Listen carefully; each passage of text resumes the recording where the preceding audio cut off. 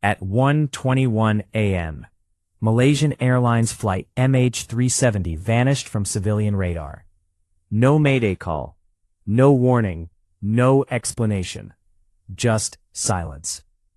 What makes this disappearance different is not only that a Boeing 777 vanished with 239 people on board, but that the aircraft did not vanish suddenly.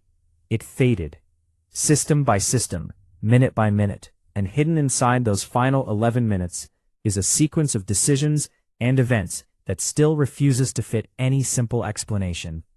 Why these 11 minutes matter? Most aviation investigations begin with chaos, a distress call, a frantic voice, an alarm captured on the cockpit voice recorder. MH370 gave investigators none of that. Instead, everything looked normal. The aircraft was level, the speed was steady. The engines were performing as expected. Passengers were settling in for a routine overnight flight. Then, quietly, MH370 began disconnecting itself from the world, not all at once, one system at a time. And that detail alone is why the final minutes of this flight have become one of the most studied windows of time in modern aviation history. Because planes do not simply stop communicating unless something very specific is happening. For most aviation incidents, investigators begin with chaos, alarms, distress calls, emergency procedures. MH370 offered none of that. Instead, the aircraft appeared to be flying normally. Passengers were settling in. The cockpit was calm. Then, one system at a time, MH370 stopped talking. Not accidentally. And that detail is why these final minutes have become one of the most analyzed windows of time in aviation history. On March 8, 2014, Malaysia Airlines Flight MH370 departed Kuala Lumpur for Beijing. The aircraft was a Boeing 777-200ER, one of the safest and most reliable long-haul aircraft ever built. On board were 239 people, 227 passengers and 12 crew members. The flight was routine, weather conditions were normal, there were no known mechanical issues. Nothing about MH370 suggested it would become anything other than another uneventful overnight flight. The last normal moments. At 1:19 a.m., the cockpit transmitted what would become the final confirmed voice communication. Good night, Malaysian 370. Professional. Seconds later, MH370 crossed from Malaysian airspace into Vietnamese-controlled airspace.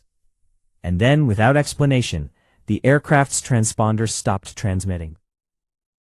Civilian radar lost it. To air traffic control, MH370 had simply disappeared. The first unanswered question. Transponders do not fail quietly. They are designed with redundancy. They fail loudly. For MH370's transponder to go silent at that exact handoff point raised an immediate red flag. Not weather. Something where someone had intervened. Military radar sees something else. While civilian radar lost MH370, military radar did not. Primary radar systems, which detect physical objects, not transponder signals, continued to track an unidentified aircraft. It matched MH370's size, speed, and altitude. And most importantly, its turn. MH370 was no longer heading to Beijing. It had turned west. The turn that changed everything. The turn was deliberate. It followed no navigation waypoints. Not the behavior of an aircraft in distress. Whoever was controlling MH370 still had full command of the plane. Overnight. One system at a time.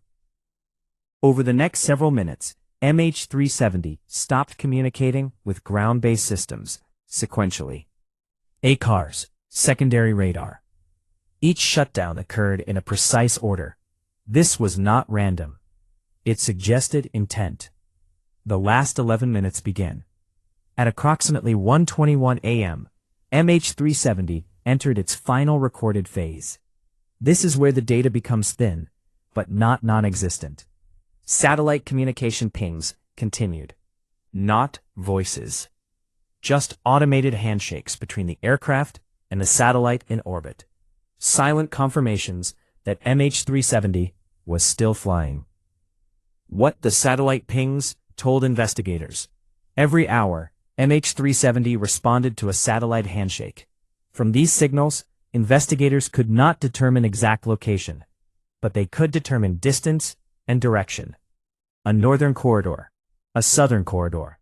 Only one matched fuel endurance: the southern Indian Ocean. Inside the aircraft, passengers had no idea they were off course.